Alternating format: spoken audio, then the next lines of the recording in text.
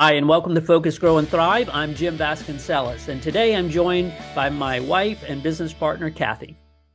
Hi, and today our topic is falling into management, as Jim calls it. Jim, do you want to explain to us what you mean by falling into management? Yes, when I talk about falling into management, no one ever gets their first management position because they had a vast amount of managerial experience. They get it because they're knowledgeable, committed, hardworking employees.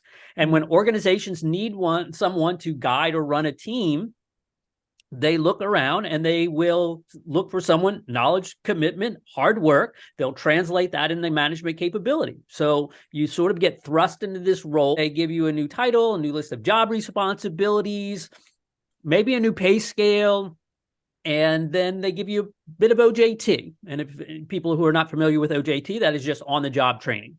And so what they do is they take a seasoned manager who's sitting around doing nothing to help you through your first 6 months being new as a manager, to answer all your questions, help you work through all your problems and things of that nature. No. No.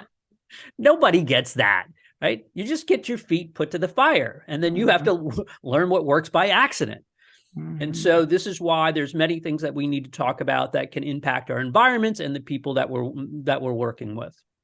It's not necessarily because you're a good manager that they're making you a manager.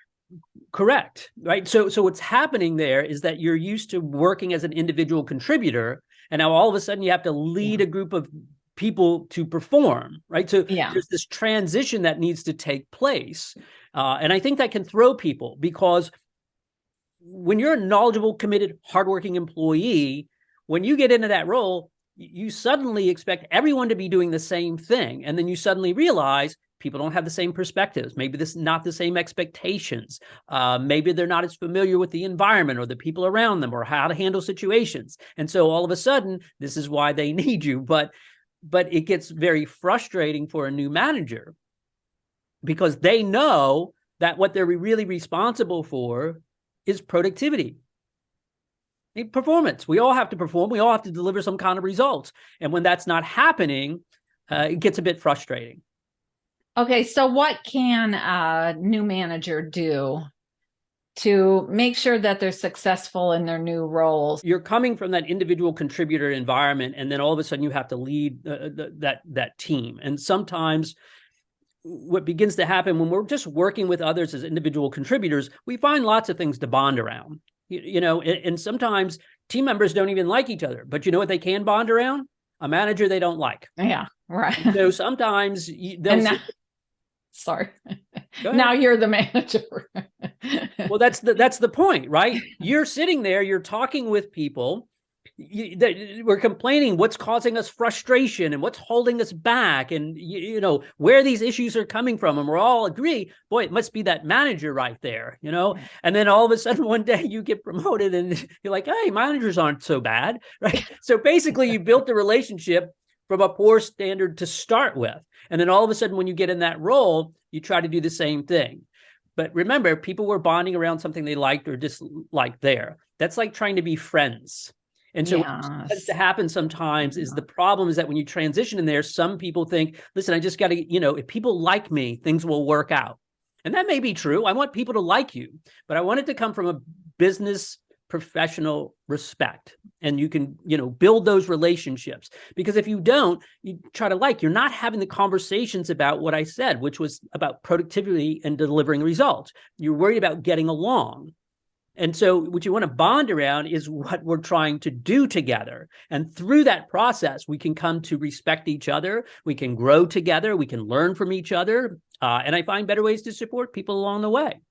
Yeah. And so if you're responsible for that productivity, then that's what you really have to start thinking of. Productivity is about performance, right? And if you want people to perform better, performance is about how we treat people. So what I want managers to focus on in this transition is to really focus on themselves and how they're coming across with others and what they're doing. How are you treating people?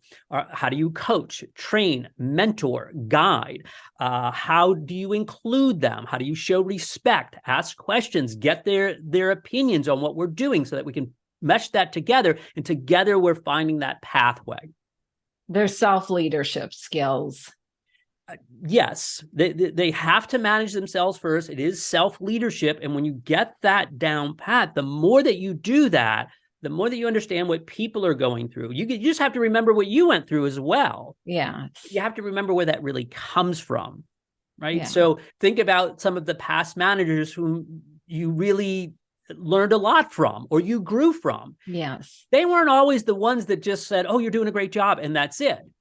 Here's you're doing a great job. Here's exactly what it is that you're doing that we really appreciate, that moves us forward. Or, hey, when things aren't working out so well, let's talk about, hey, this is not what we're looking for. Let's find a pathway of how we can get there together, right? And so we have different levels of conversations about what we do together so I can help them be successful. At the same time, help myself be successful. Yeah. That's why we call this Focus, Grow, and Thrive. Yes. Yes, exactly. Yeah. Okay. That's great. Thanks for listening and joining me on the journey to focus, grow, and thrive. Subscribe, like the video, leave a comment, and I'll see you next time.